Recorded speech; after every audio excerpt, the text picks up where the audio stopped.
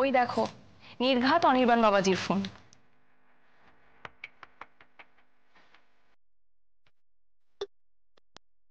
কি ঠিক বলেছি তো? আরে বাবা ধরো ফোনটা, আমি যাচ্ছি, কিচ্ছু শুনবো না। আচ্ছা তুমিও না। হ্যালো মিস মুখার্জি, আমি অফিসে এসে জানতে পারলাম আজ আপনি অফিসে আসেননি। আগাম ছুটির কোনো দরখাস্ত দেননি। অনির্বাণ? মিস মুখার্জি, আপনি কিছু বলার আগে আমি কয়েকটা কথা বলি। যে কদিন আপনি সার্ভিস করছেন সে কদিনের আপনার একটা পেড লিভ ছিল, যেটা আপনি অলরেডি নিয়েছেন। তাই আজকের ছুটিটা কিন্তু আপনার উইদাউট পে। কালকে অফিসে আসার সময় একটা দরখাস্ত লিখে আনবেন। আজকে আপনি কেন আসেননি সেই কারণটা ডিটেলে লিখে আনবেন। ওকে, আর কিছু বলার আছে স্যার? আচ্ছা তো, আরো অনেক কিছুই। রাই, কখন দেখা হবে? কেন, কাল যখন ছুটির দরখাস্ত দিতে যাব তখন? এই না না না না না প্লিজ, ততক্ষণ দেখা না হলে কিন্তু আমি সত্যি মরে যাব। আজ সন্ধ্যে 7টায় ক্যাফে মাজুলিতে চলে এসো। অসম্ভব, বাড়ি থেকে সন্ধ্যাবেলা মা কোথাও বেরোতে দেবে না আমাকে। ওসব বললে আমি বাড়িতে চলে যাব কিন্তু। সিরিয়াসলি বলছি, পারমিশন নিয়ে আমি এই বিয়েটা করছি। পারমিশন নিয়ে ডেটেও যাব। এবার কিন্তু জবরদস্তি হচ্ছে।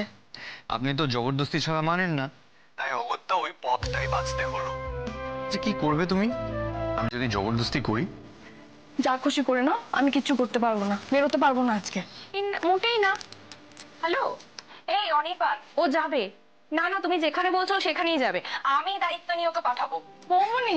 থ্যাংক ইউ বৌদি, থ্যাংক ইউ সো মাচ। ভাগ্যিস আপনি ছিলেন।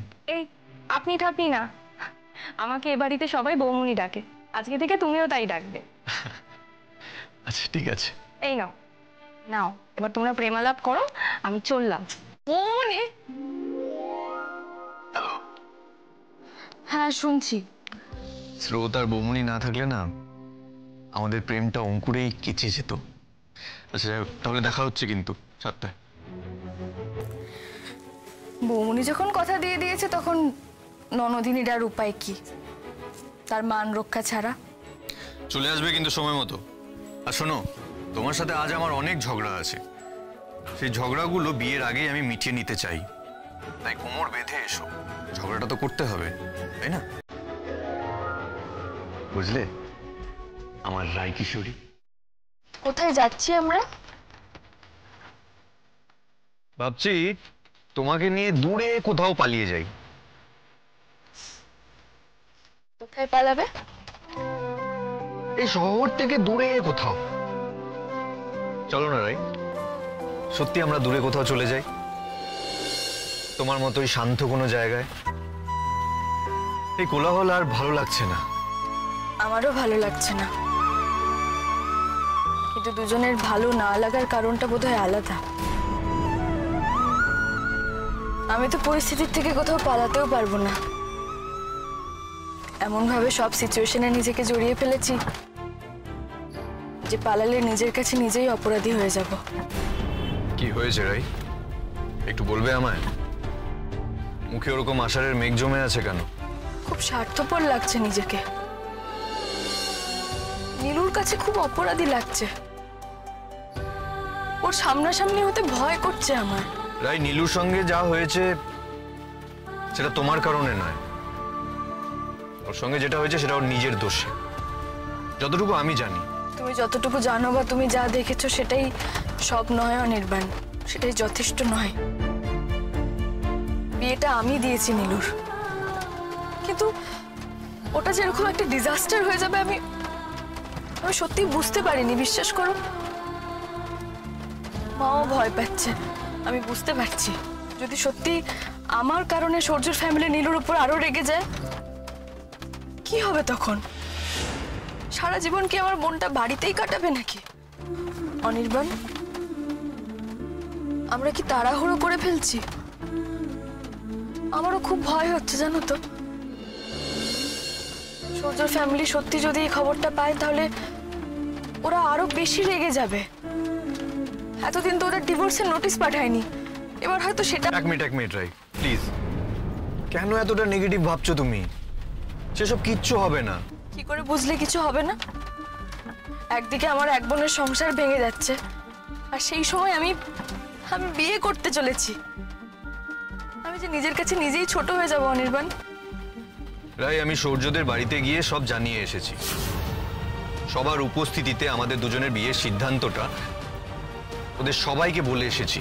মানে তারপর ওরা কি বলল? সূর্য কি বলল? রাই, আমি ওদের সবাইকে রিকোয়েস্ট করেছি আমাদের বিয়েতে উপস্থিত থাকতে। অস্বীকার করব না রাই, আমিও অবাক হয়েছিলাম। সেদিন তোমাদের বাড়িতে ও স্ত্রীকে নিয়েও ওরকম অসভ্যের মতন সিন ক্রিয়েট করলো, আর আজকে সম্পূর্ণ একটা আলাদা মানুষ। আর ওর বাড়ির লোক ওরা কি বলল? সেটা কি আর কোনোভাবে ম্যাটার করে রাই? আসল তো সূর্য। যদিও বা আমি কাকু কাকিমাকে উদ্দেশ্য করে সবটা জানিয়েছি, কিন্তু সূর্য পুরো বিষয়টা শোনার পর কিভাবে রিয়্যাক্ট করবে আমার মেন কনসার্ন সেটা নিয়েই ছিল। থ্যাঙ্কফুলি দেখলাম যে ও পুরো বিষয়টাকে ভীষণ পজিটিভলি নিয়েছে। ওর এই আচরণটা আমার সত্যি খুব ভালো লেগেছে রাই। সত্যি খবরটা শুনে আমারও মনটা ভালো হয়ে গেল, খুব রিলিফড হলাম আমি। তাহলে সূর্যর ভেতরকার রাগটা বোধহয় এতদিনে পড়েছে, একটা আগুনের মতো দাও দাও করে জ্বলতো সারাক্ষণ, সময়ের সাথে সাথে সেটা বোধহয় নিভে গেছে। সূর্য আমার মনে হয় এখন এই পুরো বিষয়টাকে, এই রিয়ালিটিটাকে মেনে নিতে পেরেছে। এবার তাহলে সব টেনশন এই মাথা থেকে ঝেড়ে ফেলো তো। এতটুকু মাথায় কত টেনশন, বাপরে। হ্যাঁ, আচ্ছা অনির্বাণ, তাহলে কি সূর্য এবার নীলুর কথা ভাববে? ও কিছু বলেছে তোমাকে আজকে এই ব্যাপারে? দেখো, হাজার হোক নীলু তোর স্ত্রী, আর আমি জানি সূর্য নিশ্চয়ই নীলুকে কাছে টেনে নিতে পারেনি।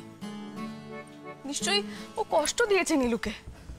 যদি আজকে সূর্যর ভালোবাসায় খাদ না থাকতো, তাহলে নীলু মরিয়া হয়ে ওই মিথ্যে কথাটা বলতে পারতো না। আমার কেন জানি না মনে হচ্ছে সব ঠিক হয়ে যাবে, ওদের জীবনটাও আবার সহজ পথে এগোবে। দরকার হলে ওদেরকে মুখোমুখি কথা বলাতে হবে, না হলে আমাকে কি একবার কথা বলে বুঝিয়ে বলতে হবে সবটা। আমি খুব চাইছি আমাদের বিয়ের আগে যেন ওদের মিলমিশটা হয়ে যায়। আমি নীলুর মুখে হাসি দেখতে চাইছি অনির্বাণ, আবার।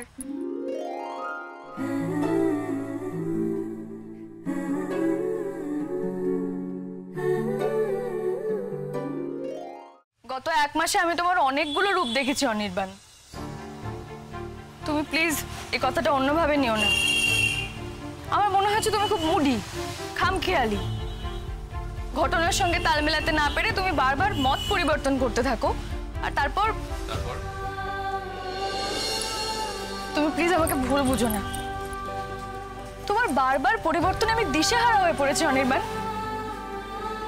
যেদিন আমার বাড়িতে সূর্যর সঙ্গে তোমার দেখা হয়েছিল, তারপরের দিন অফিসে তোমার ব্যবহার একরকম ছিল, যাতে আমার মনে হয়েছিল সূর্য যাই বলে থাকুক, যাই করে থাকুক, তুমি ভীষণ বিচক্ষণের মতো, ভালো বন্ধুর মতো আমার পাশে আছো।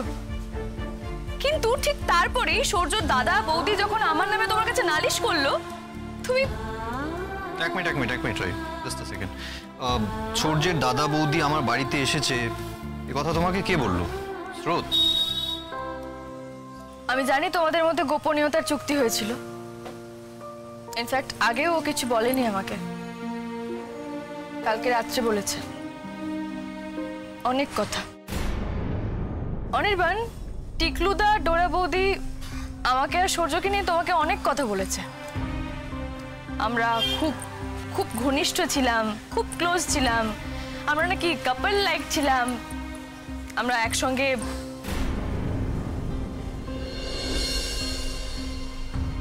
তুমি সেগুলো বিশ্বাসও করে নিয়েছিলে, আর তার পরের দিন অফিসে তোমার আমার প্রতি সেই বিশ্বাস, আমার প্রতি কথা, সবকিছু এক ঝটকায় বদলে গেল।